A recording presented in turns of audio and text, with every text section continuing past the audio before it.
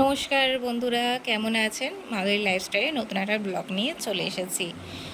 দেখো, সুন্দর করে সাজুগুজু করে রেডি হয়ে গেছি। যাচ্ছি হচ্ছে মঙ্গলচণ্ডী মন্দিরে পুজো দিতে। জয় মঙ্গলবার, জ্যৈষ্ঠ মাসের ফার্স্ট মঙ্গলচণ্ডী পুজো হয়েছে। আমি ফার্স্ট মঙ্গলবারই করেছি। এডিট করতে একটু দেরি হয়ে গেল। তো চলো পুজো দিতে যাব। সকাল থেকে কিছুই খাইনি, শুধু শরবত খেয়ে আছি। চলো দেখো, বরকতার সঙ্গে মন্দিরে চলে এসেছি। মন্দিরে দেখতে পাচ্ছি কত ভিড়। প্রায় আস্তে আস্তে 8:45 বেজে গেছে। এবার মিষ্টি ঠাকুরের জন্য কিনতে কিনতে তো মন্দির হয়ে গেল বন্ধ। মাকে স্নান করানো হবে, আরতি হবে, তারপর পুজো হবে। ওই ফাঁকে একটু ঘুরে নিলাম পুরো মন্দিরটাকে। বাকি সব মন্দির যেগুলো ছিল, ঠাকুর সবাইকে দর্শন করলাম, পুরো মেলা ঘুরলাম, তারপর কিছু টুকটাক কিনলাম। বেশি কিছু কিনতেই পারিনি, একদম সামান্য একটু খাওয়ার জিনিস কিনেছি। মেলাতে গেলে যেমন কেনাকাটি ওটা কিনতে পারিনি।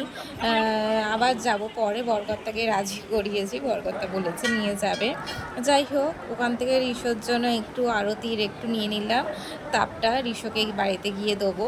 দেখতে পাচ্ছি এখানে কত সুন্দর সুন্দর মন্দির, আর সব মন্দিরে আরতি হচ্ছে, নাহলে পুজো হচ্ছে। কি ভাল লাগছে, প্রাণটা পুরো জুড়িয়ে যাচ্ছে। এই করতে করতেও মানে টাইমটা শেষ হচ্ছে না, আমাদের ঘোরাও শেষ হচ্ছে না। তারপর ঘুরতে ঘুরতে আমার বরকর্তাকে বললাম যে চলো ওখানেই মন্দিরে লাইন দিই, নাহলে অনেক লাইন পড়ে যাবে। তারপর অনেক ঘোরার পর তারপর মন্দিরে আসলাম। মেলা অনেক, প্রচুর প্রচুর মেলা বসেছে। এই কি মেলা, তার পাশেও আরও অনেক মেলা বসেছে। অনেক, একটা 5 কিলোর পর আবার ওই পারেও মেলা আছে অনেক। দেখো, তোমাদের যতটা পেরেছি আমি ঘুরিয়ে ঘুরিয়ে দেখেছি। এটা হচ্ছে মাথুরার কেক। এই মাথুরার কেক কিনেছি, আমাদের উড়িষ্যার বিখ্যাত খাবার।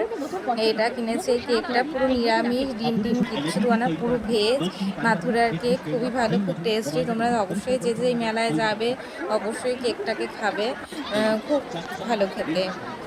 যাই হোক, তো ওখান থেকে বেরিয়ে নিয়ে সব নিয়ে বেরিয়ে তো আবার এই মন্দিরটা সোজা দেখতে পাচ্ছি, একটা ঠাকুরের মন্দির, ওখানে আছি। আগেরবার যখন এসেছিলাম তখন এই মন্দিরটা কিন্তু হয়নি। সোজা যে মন্দিরটা দেখতে পাচ্ছ, এই ঝর্ণা টর্ণা, এই পুকুর ছিল, কিন্তু এটা এত সুন্দর হয়নি। তো এই বছরটা দেখছি এখানে এসে খুব সুন্দর। এইখানটা আসতে পুরো প্রাণটা জুড়িয়ে গেল, খুব সুন্দর করে ফটো তুললাম। এবার হচ্ছে ফেরার টাইম হয়ে গেছে, আবার ব্যাক করছি। এবার যাবো লাইন দিতে। এবার লাইন প্রচুর পড়ে গেছে, দেখতে পাচ্ছ, প্রচুর লাইন পড়ে গেছে।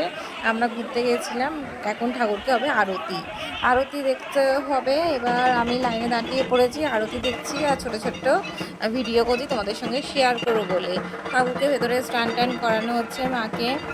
খুব সুন্দর লাগছে আরতিটা দেখতে, খুবই ভালো লাগছে। একটা আলাদাই অনুভূতি হয় এইসব মন্দিরে থেকে, এইসব ঠাকুরকে দেখতে। সবসময় তো সম্ভব হয়ে ওঠে না। যখনই যাই মনে করি যে ঠাকুরের কাছে একটু টাইম কাটাবো, কিন্তু সেই পেছনে একটাই সমস্যা, ঘরে গিয়ে রান্না, সংসারের কাজ, এই ওই সেই অনেক কিছুই।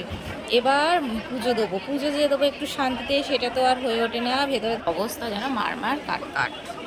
খুবই ভিড়, এত ঠেলছে তো ও ঠেলছে, এই আগে পুজো দেবে তো ও আগে পুজো দেবে। যাই হোক, বরকত আমি একটু দেখিয়ে নিলাম। দেখো কি অবস্থা ভেতরে, কে নেবে প্রসাদ, কার হাতে ঠাকুরমশাই দেবে, ঠাকুরমশাই কনফিউজড হয়ে যায়, এরকম এত ভিড়। যাই হোক, ওখান থেকে পুজো দিয়ে বেরোলাম যা হোক করে। এত ভিড় আমি ভাবছিলাম যে কখন পুজোটা ঠাকুরকে একটু দেবো, দিয়ে একটু বেরাবো। আমি সিঁদুরই পরতে ঠাকুরের ভুলে গেছিলাম। তারপর আবার গিয়ে ঠাকুরমশাই কাছে সিঁদুর, এত ভিড় মাথা থেকে অর্ধেক সভ্যতাই বেরিয়ে যায়। যাই হোক, বাড়ি চলে এসেছি। বেরিয়ে একটু জিলিপি খেলাম, কোল্ড ড্রিঙ্কস খেলাম, গলা পুরো শুকিয়ে গেছিলো। যাই হোক, আজকে পুজোর ব্লগটা কেমন লাগলো অবশ্যই কমেন্টে জানিও। আজ ভিডিওটা এই পর্যন্তই, পরে নেক্সট ব্লগে দেখা হচ্ছে।